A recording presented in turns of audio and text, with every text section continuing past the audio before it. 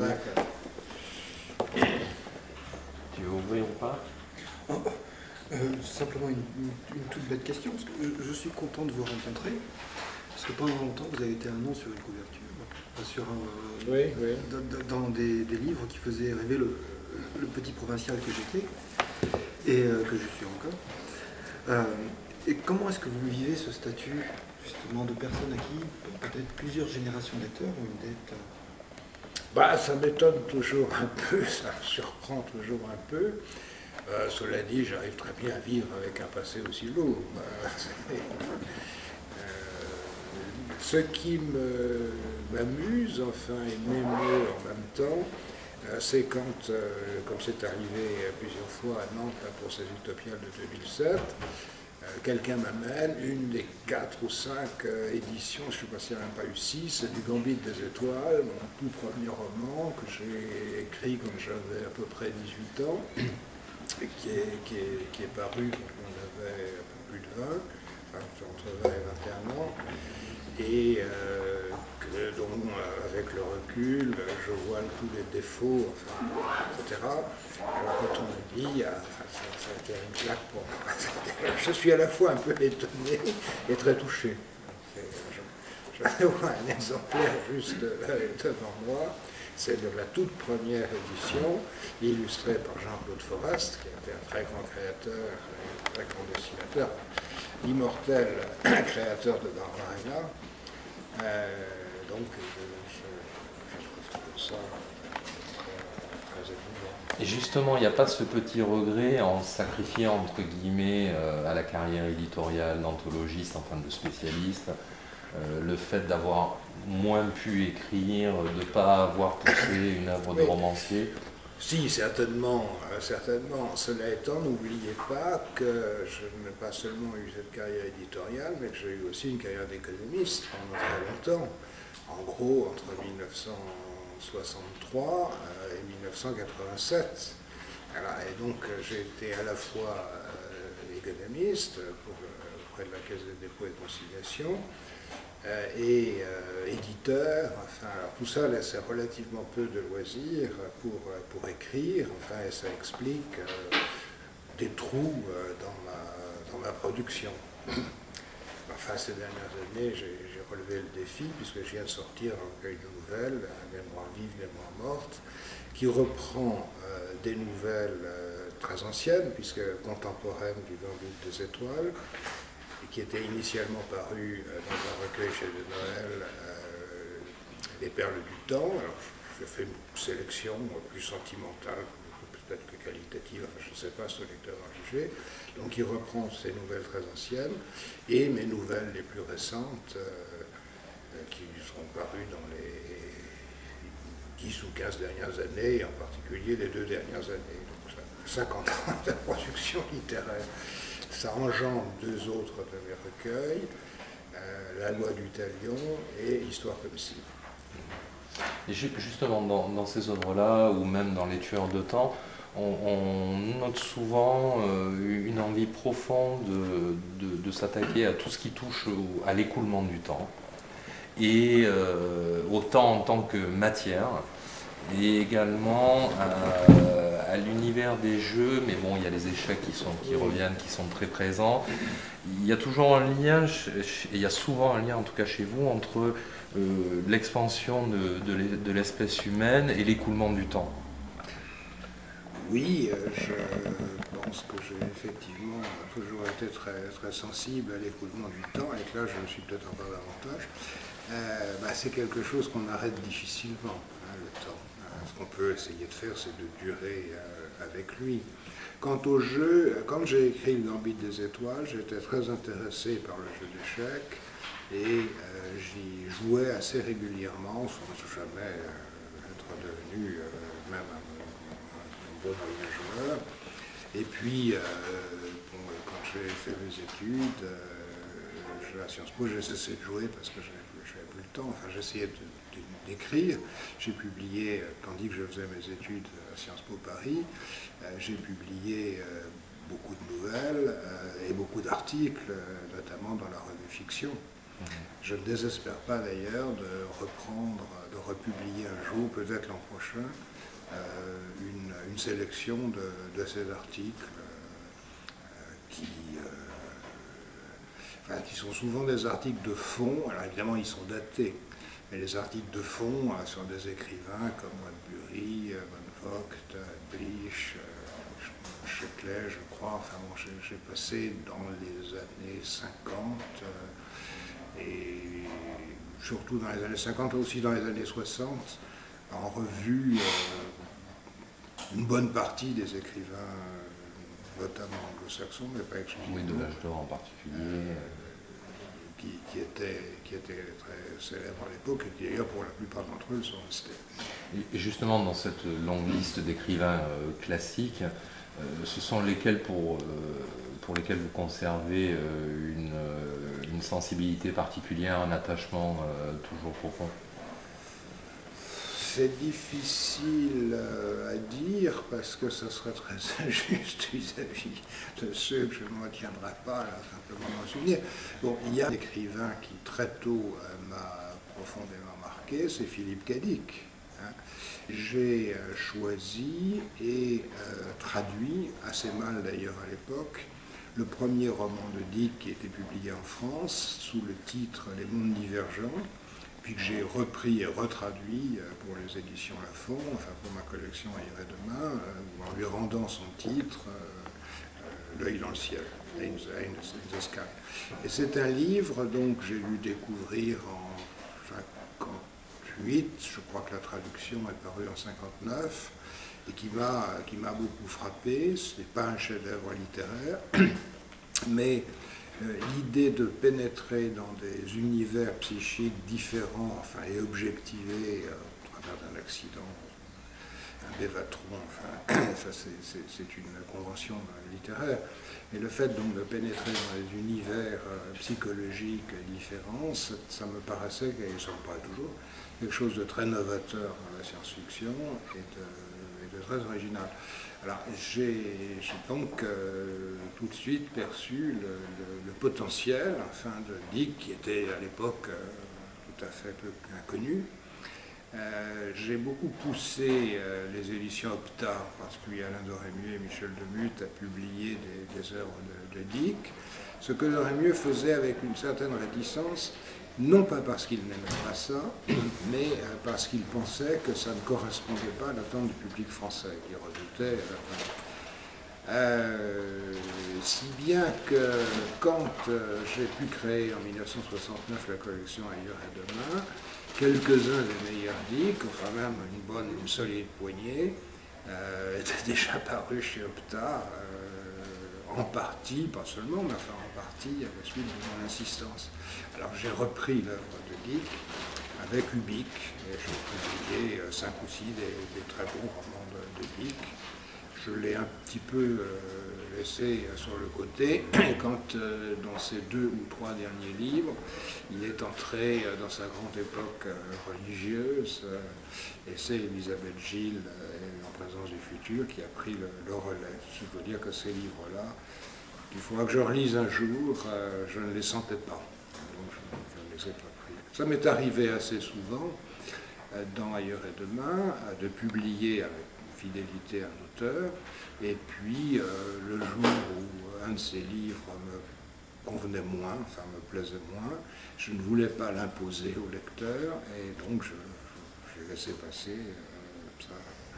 Parfois j'ai retrouvé ces auteurs par la suite, enfin, je pense à Robert Silverberg, dont j'ai publié, c'est peut-être l'auteur que j'ai le plus publié. Il y a un certain nombre de livres que j'ai laissé passer parce qu'ils ne paraissaient pas tout à fait à la hauteur. Je suppose que s'il était là, il m'arracherait les yeux, mais enfin, c'est pas grave. Et j'en sais toujours bien entendu entre éditeurs, en particulier avec Jacques Chambon, pour ses allers-retours ensemble. Il y a une chose qu'on avait notée dès la création de cette collection, c'est que très vite vous avez publié des auteurs français, oui. Ou republié des gens comme Bruce, dont on discutait hors interview tout à l'heure, pour une certaine manière justice. Oui, Oui, tout à fait. Enfin, en fait, je n'avais pas du tout l'intention de devenir éditeur. J'étais économiste et j'essayais d'écrire. Enfin, j'écrivais pas mal dans les années 60. Mais dans les années 60, la presque totalité, enfin, des débouchés pour les auteurs français notamment, avaient disparu. La présence du futur ou Robert Kanters, qui n'aimait pas la science-fiction, publiait plus de français pratiquement. Il restait évidemment la revue Fiction, mais les éditions Octa, mais qui ne publiaient pas d'auteurs français. Je crois qu'il y a eu un Carsac au CLA, au Club du Livre d'Anticipation, mais c'est tout. Le Rayon Fantastique, qui avait abrité beaucoup d'auteurs français, avait disparu. Enfin, il restait le Fleuve Noir, qui avait son intérêt, mais qui était quand même, on permettra de le dire, au moins à l'époque, un peu bas de gamme. Donc il restait très peu de choses, et rien qui corresponde à la dignité que je souhaitais pour la littérature de science-fiction.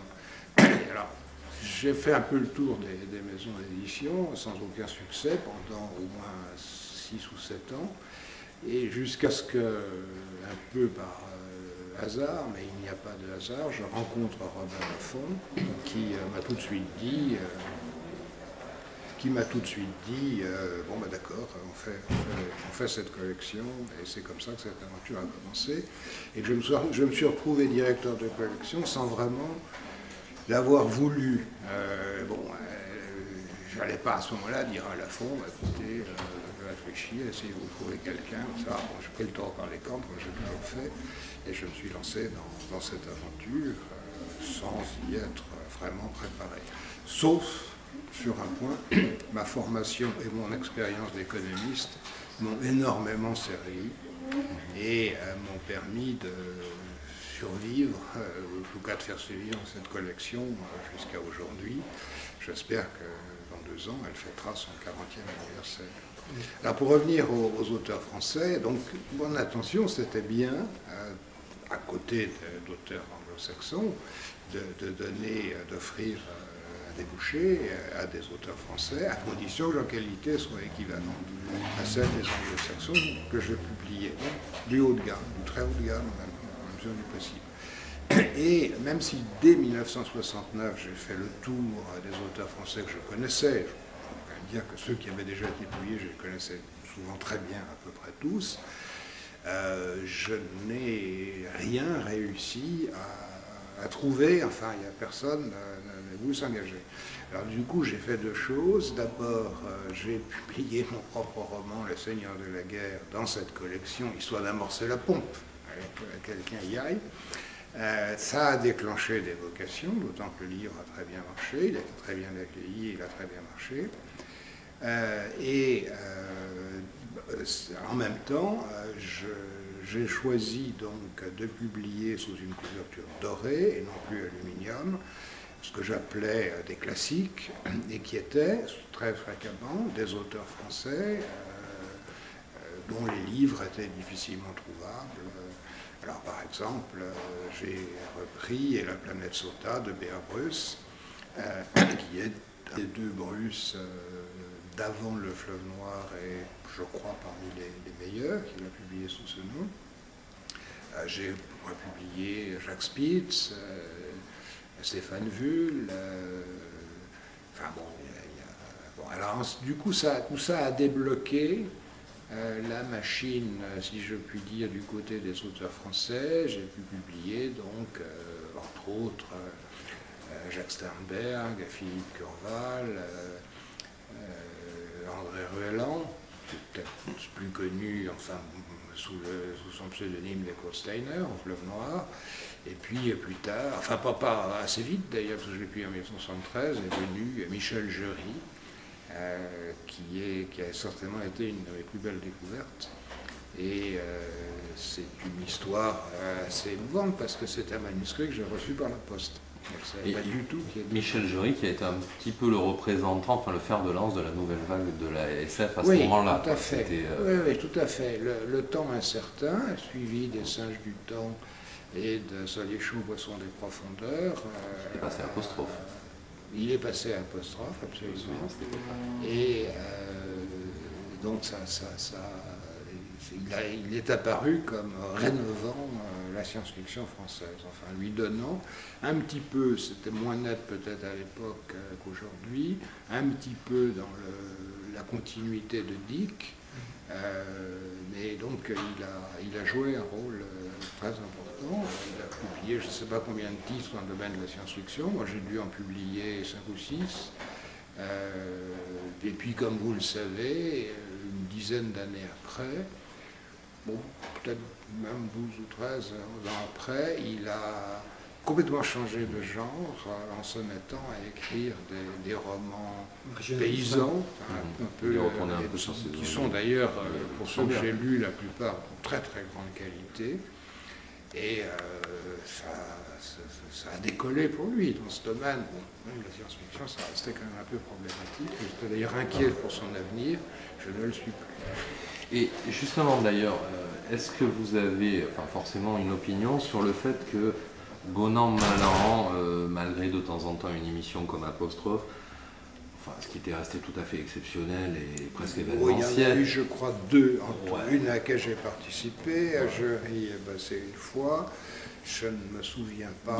Il n'y a jamais eu de décollage réel de la science-fiction, on va dire, dans le milieu de la presse littéraire. Enfin, du moins pour les auteurs français. Non, en ce qui concerne la télévision, non, pour toute une série de raisons. Pivot détestait la science-fiction. Comme la poésie d'ailleurs. Il ne le cachait pas. Oui, il y avait beaucoup de choses qu'il détestait. Des romans un peu faciles, je crois qu'il détestait à peu près tout. Donc il détestait la science-fiction et il a fallu des pressions réitérées pour qu'il fasse une fois une émission où il avait réuni beaucoup trop de monde sur le thème de la science-fiction et un peu plus tard, je me souviens bien, pour qu'il fasse passer Jury. Enfin, il détestait ça. Bon, d'autre part, pour les gens de télévision, cette littérature paraît comme une littérature de niche. Ils considèrent que ça n'est pas susceptible de toucher un public suffisamment vaste pour les concerner, voire qu'ils raisonnent en termes de millions de spectateurs. Alors même si on a quelques dizaines de milliers, parfois plus d'ailleurs, de livres vendus, pour eux c'est epsilon. Et puis ils ne connaissent pas, la plupart d'entre eux. Enfin, ils ne connaissent vraiment pas. Alors, dans la presse, la grande presse, il y a eu longtemps une réaction de rejet, on peut le dire, parce que les critiques littéraires les cahiers littéraires sont dirigés par des littéraires purs, qui considèrent la science-fiction soit comme un genre méprisable, soit comme quelque chose qu'ils ne comprennent pas. Je me souviens des chefs de rubrique du Monde, rencontré très peu souvent, mais qui disait je ne comprends pas tout ça, je ne comprends pas ça. Alors on a fini quand même, Alain Doré-Mieux, Jacques Guamard et moi-même, au Monde, à obtenir, il y a fort longtemps, une page régulière qui a été confiée pour l'essentiel à des rédacteurs connaissant bien la science-fiction et successifs. Je crois que Guamard s'en est occupé un bon moment. Ensuite, il y a eu Emmanuel Joanne, je crois que Michel Jury, même s'en est occupé un certain temps, en tout cas publié des articles. Bon, on avait réussi à enfoncer le coin. À Libération, ça a été beaucoup plus difficile. Alors c'était assez comique parce que le responsable du cahier livre de Libération, que je rencontrais assez fréquemment, me disait chaque fois « Oui, on va faire quelque chose, ça va, mais bon. » Puis il faisait rien, et je savais très bien qu'il détestait la science-fiction. Il était complètement étranger. Alors, il y a un certain nombre de journalistes de Libération qui aimaient la science-fiction, je pense à Jean Quatremer, qui arrivait à glisser ça des bouquins dans la rubrique société, dans les pages spectacles. Dans les pages spectacles, c'était pas dans le cahier littéraire. Je veux dire que ces derniers temps, ça a radicalement changé avec l'arrivée et l'intérêt de Frédéric Roussel, qui est d'ailleurs venu aux Utopiens. Alors donc, au-delà de ça, bon, il y a la rubrique de Curval dans le magazine littéraire, ça c'est important aussi. Mais le milieu littéraire reste très fermé à cette littérature. Le simple mot de science leur fait immédiatement pousser des boutons, enfin des plaques d'urticaire géantes. On est obligé de les hospitaliser tout de suite. Donc, ils ne sont pas très portés à parler de ça. Chaque fois, ça a été des positions qui ont été attaquées à l'arme lourde et conquises avec parfois quelques incertitudes. Aucune position n'est jamais certaine et définitive. Alors que paradoxalement, on peut dire que le monde de la science-fiction envahit tout l'espace culturel populaire. Enfin, quand on voit le nombre de séries télé, la façon dont le cinéma avance les genres, que ce soit la fantasy, le space opéra, enfin, je veux dire, on n'échappe pas à la science-fiction. La fantasy, ce n'est pas de la science-fiction. Ça n'a rien à voir. Non, mais ça n'a vraiment, vous savez, ça n'a vraiment rien à voir, ni par l'histoire des genres. Enfin, moi, je préfère parler d'espèces littéraires en réservant le terme de genre à la poésie, au théâtre, au roman. Ça, bon. Ce sont deux espèces littéraires qui, historiquement, sont complètement disjointes, dont le fonctionnement fictionnel est complètement différent, et dont les publics, les éditeurs le savent tous très bien, c'est pour ça qu'ils spécifient les domaines, sont tout à fait différents. Le public de la fantaisie est plus jeune, beaucoup plus féminin, et, oserais-je le dire, en général, a un niveau de formation scolaire universitaire un peu inférieur. Le public de science-fiction est très masculin, 90%, et ça n'a pas changé sur 50 ans, et il a un niveau de formation qui est au moins universitaire. Et alors, que fait-on de certaines œuvres par exemple, je pense à Lord Valentin de Silverberg. Oui, non, mais alors, Lord Valentin de Silverberg, Silverberg compris de quel côté la tartine était beurrée, et après l'échec relatif, très relatif, mais tout à fait injuste, de ces grands romans des années 60 et 70, il s'est retiré de la scène de la publication pendant 3 ans, puis il est revenu en faisant quelque chose, le Château de Lord Valentin, qui jouait délibérément sur les 2 tableaux. Bon. C'est structurellement un roman de science-fiction, mais l'aventure de Valentin peut être considérée comme assez proche de celle d'un roman de fantasy. Pas si proche que ça quand même. Hein. Alors, il y a aussi le côté Majipo étant une planète géante, il y a aussi ce qu'on appelle maintenant roman planétaire, enfin planète nouvelle, l'espèce opéra, enfin, ça constitue presque un sous-genre à part. Donc, si on prend les 7 volumes que j'ai tous édités de Majipour, plus exactement, bon, il suffit de les regarder pour voir qu'en fait, ça fonctionne beaucoup plus près du roman, dans un cadre de science-fiction, du roman d'aventure, et aussi assez fortement du roman historique. Pour moi, le volume que je préfère, je trouve le plus réussi, c'est les Chroniques de Majipour, qui sont un recueil de 5 ou 6 nouvelles, enfin si je me trompe sur le nom, c'est pas très grave, et qui décrivent l'état de la société de Majipour à des époques très différentes. Et là, il y a une réflexion proprement historique, alors même que sur Majipour, la société humaine évolue très lentement et très peu, enfin, relativement statique.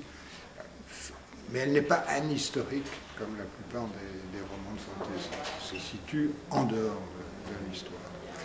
Donc, non, alors, ce que j'ai publié qui relève de la fantasy, ce qui fait un peu une exception dans Hier et Demain, c'est la série de Terre-Mer d'Ursula Le Guin, que je connaissais longtemps, qui avait été d'ailleurs au tout début, il faut leur rendre cet hommage, publié au Club Libre d'Anticipation chez Opta, que j'ai repris chez Segers dans une collection qui n'a pas à l'époque donné ce que j'espérais, Les Fenêtres de la Nuit, où je publiait du fantastique, de la fantaisie, enfin toutes sortes de choses un peu insolites. C'était trop tôt.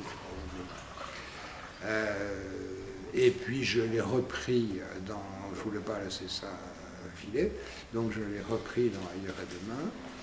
Et puis ça a été réédité, et puis récemment il y a eu le film de Miyazaki, ce qui n'a pas fait de mal, du fils Miyazaki, qui n'a pas fait de mal, etc. J'ai publié alors aussi, puis on parle des relations entre science-fiction et fantasy, un cycle de Michael Connet, dont le dernier titre, l'avant-dernier c'est Le Gnome, et le tout dernier c'est, je ne sais plus, il faudrait que j'ai la liste de mes publications sous la main,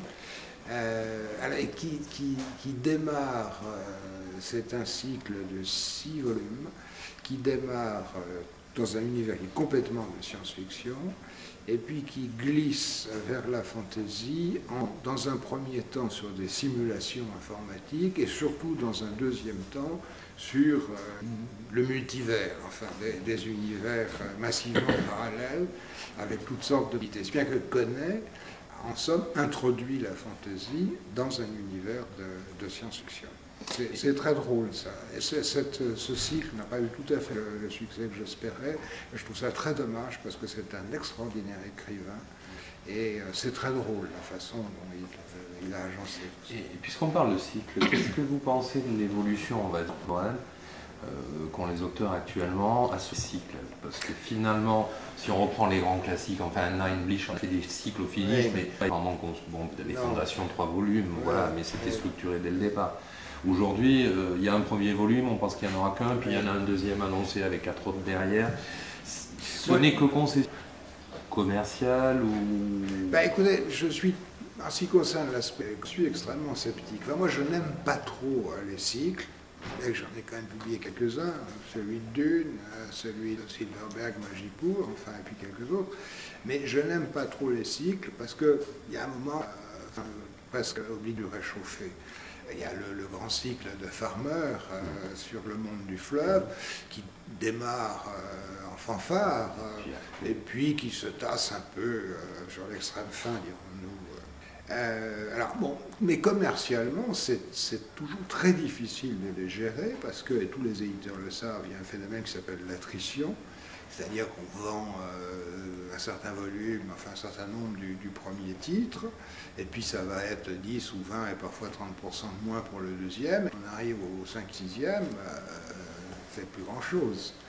Donc je ne sais pas, c'est vraiment une question que je me pose, comme en font en particulier les éditeurs américains qui semblent raffoler de ça. Je ne comprends pas.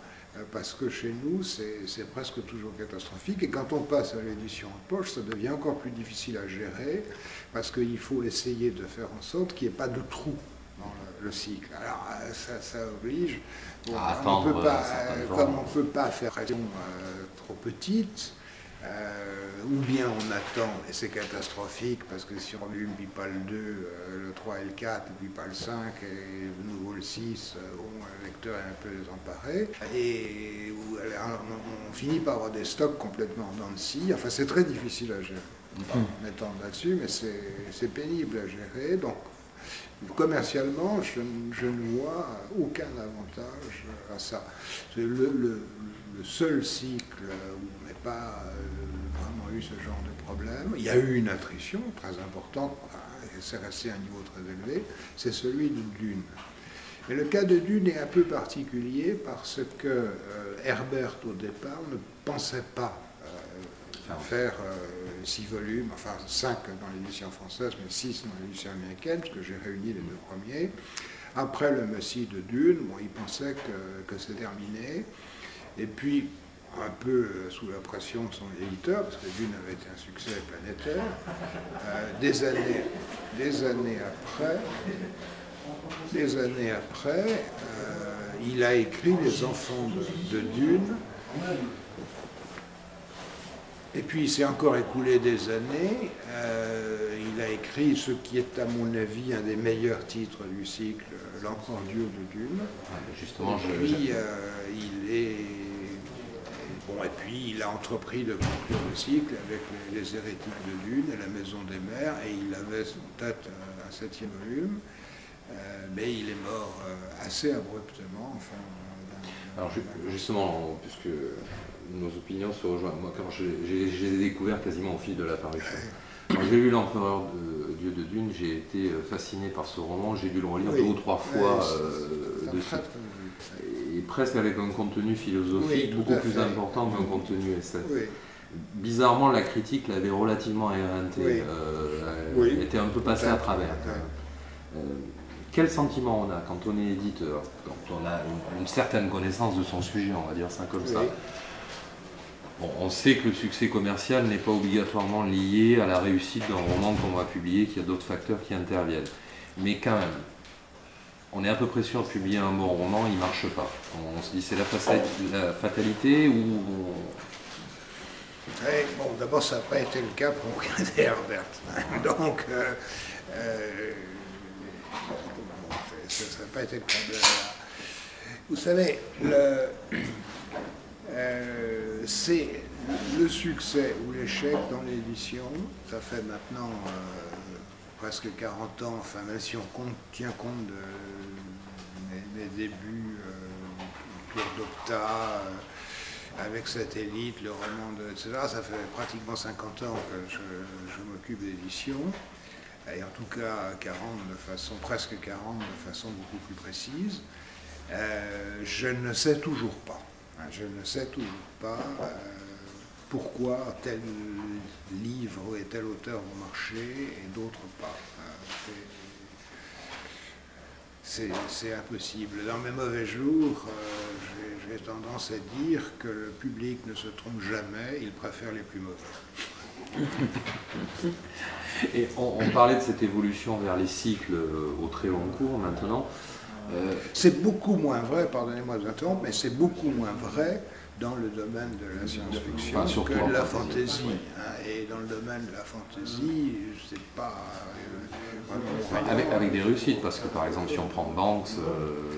oui, mais voilà. Banks, c'est... À chaque fois une histoire indépendante. C'est une histoire... On peut pratiquement les lire indépendamment. C'est un univers commun.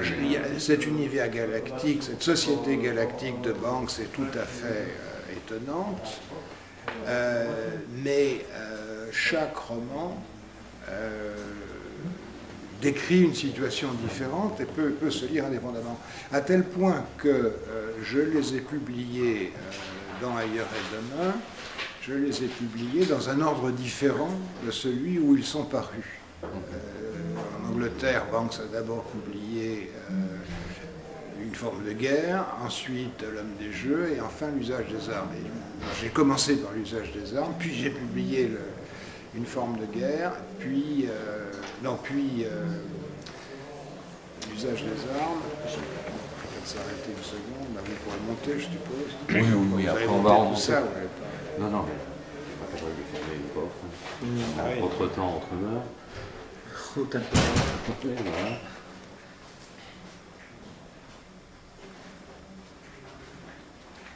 Voilà. Oui, bon, donc Banks, c'est pas un cycle qui se suit, hein, ce sont des coups de phare successifs et différents à donner sur un univers qui a une forte cohérence et dont on découvre un aspect un aspect particulier dans chacun des livres, y compris dans le plus étonnant de tout, ce qui est Inversion, où c'est au détour d'une phrase qu'on comprend que les deux protagonistes appartiennent à l'univers de la culture. Parce qu'on peut le lire complètement indépendant. Bon, ça se passe sur un autre monde, c'est un peu une uchronie, puis ça se passe sur un autre monde qui en est à peu près au stade de notre Renaissance, avec une dimension beaucoup plus industrielle. Enfin, c'est un peu un compactage entre notre XVIe siècle en Europe et le XIXe siècle. Et puis il y a deux personnages, un soldat et un médecin, et une femme médecin pour être plus précis, qui se croisent et qui ont apparemment des savoirs et des pouvoirs un peu particuliers. Et je dis, c'est seulement au détour d'une phrase, sans que ce soit jamais explicitement dit, qu'on peut comprendre que ce roman se rattache au cycle de la culture. Et toujours, on parlait de, on ne va pas dire de nostalgie, mais c'est vrai que la fantaisie a produit énormément de cycles. Les romans de SF, d'une manière générale, sont passés de, on va dire, 200, 250 pages à 400, 450, 500 très souvent. Comment vous jugez cette évolution vers la quantité? Je suis souvent amené à la regretter.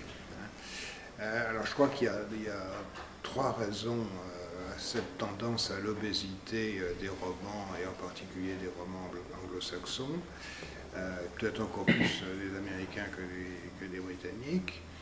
La première raison, ça a été l'ordinateur.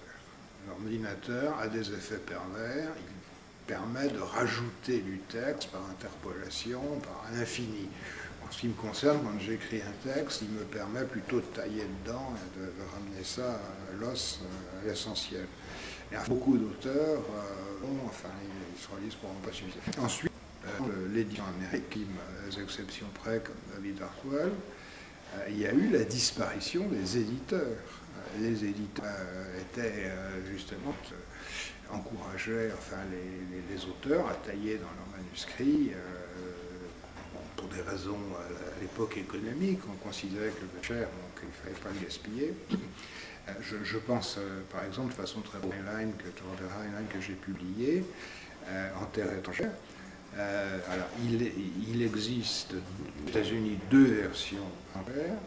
La version courte, si je puis déjà un fort gros livre que j'ai publié, et on a retrouvé après la mort de Heinlein le manuscrit et les Américains l'ont republié, et il fait bien en longueur 30% plus que la version qui a été traduite. Je l'ai regardé, un éditeur qui a conseillé, a travaillé longtemps sur ce manuscrit. Il a accepté, en fait, il a pratiqué lui-même. Écoute, mon cher Bob, on réduit un peu ça, quoi. Et il y en a plus poignée d'éditeurs. La troisième raison qui est très importante, c'est que manifestement, les sales marketing des maisons éditoriales, je crains que ça ne vienne en France, adorent les grosses piles. Et pour faire des gros piles, les supermarchés ont intérêt à avoir des... Ah oui, mais le livre des États-Unis, c'est pour remplir les de leurs grands supermarchés. C'est pour remplir de leurs grands supermarchés. Oui, l'immense supermarché. Non, mais le livre, il est principalement vendu aux États-Unis dans des grandes surfaces. Il y a très peu de librairies, enfin au sens européen et en particulier français du terme, aux États-Unis. Et donc, ils ont tendance à faire grossir les livres dans toutes les directions. Enfin, ils sont de plus en plus hauts, ils sont de plus en plus épais, ils sont de plus en plus larges.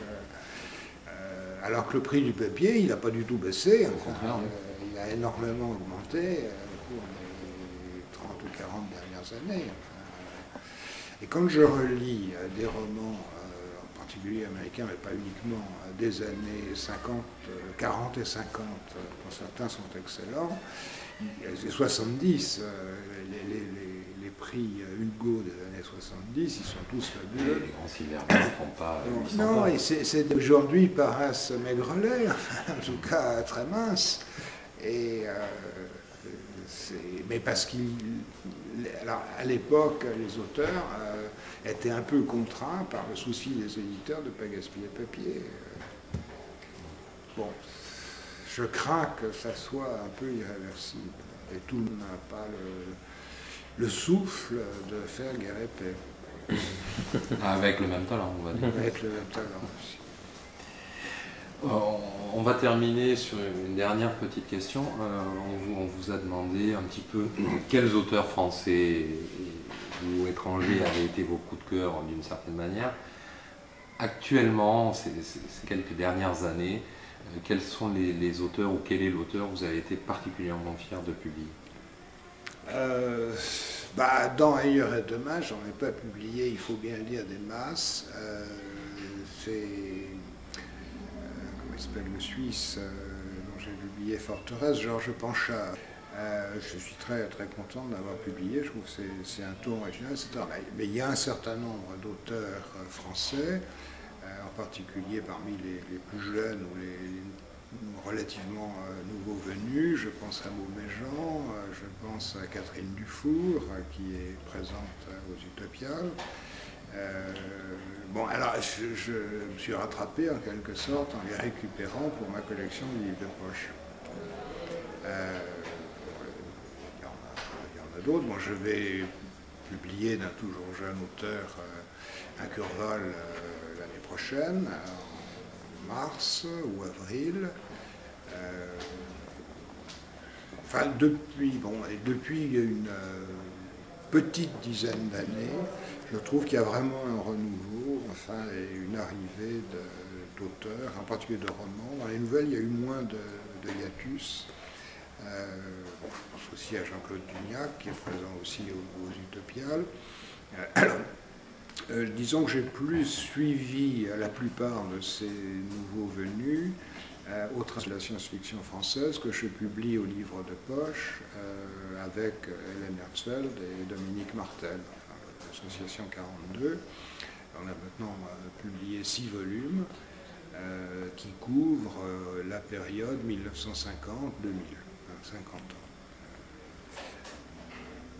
Alors, le problème avec les auteurs français, en tout cas avec ces anthologies de nouvelles, c'est que le lecteur français semble assez réticent. Je continue comme je peux, mais enfin, ça ne reçoit pas l'assentiment d'un large public, dirons-nous. Donc ça reste toujours un pari éditorial. C'est toujours un pari. Mais chaque livre est un pari. En ce moment, c'est pas facile. Bien, Gérard Klein, nous vous remercions pour cette presque heure d'interview qui fut un grand bonheur pour nous et je l'espère pour vous aussi.